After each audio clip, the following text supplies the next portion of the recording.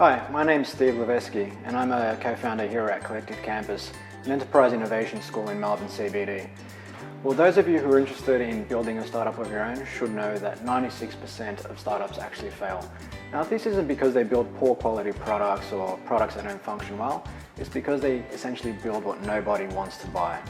Now, the startups that are successful are really good at iterating towards finding product market fit by taking lots and lots of small bets.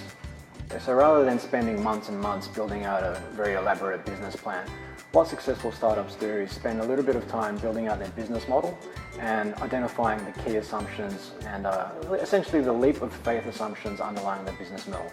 What are the make or break variables that a startup needs to think about?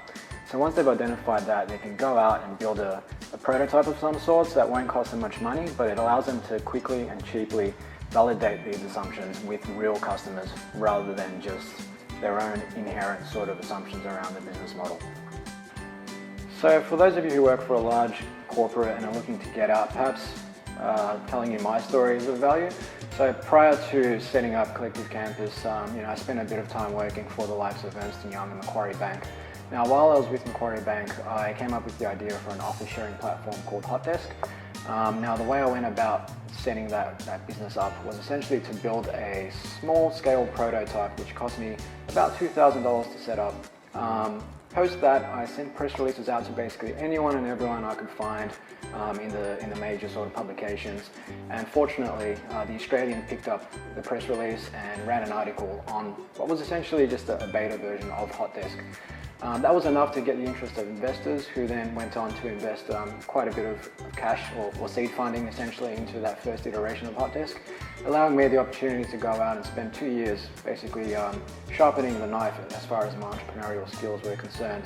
And it was through Hotdesk that the opportunity to build an enterprise innovation school came about. So when the Australian published the article on Hotdesk, it was actually picked up in the Macquarie Bank News, which goes out to all of their employees. So naturally enough, my manager at the time gave me a tap on the shoulder and asked, hey, what's this all about, this Hotdesk thing that you're doing? And of course, I assured him that it was just a side project at the time, which in fact it was. But on the back of that article coming out, I got a few phone calls from investors who were quite interested in finding out more about Hotdesk. And then a couple months later, I actually secured some seed funding.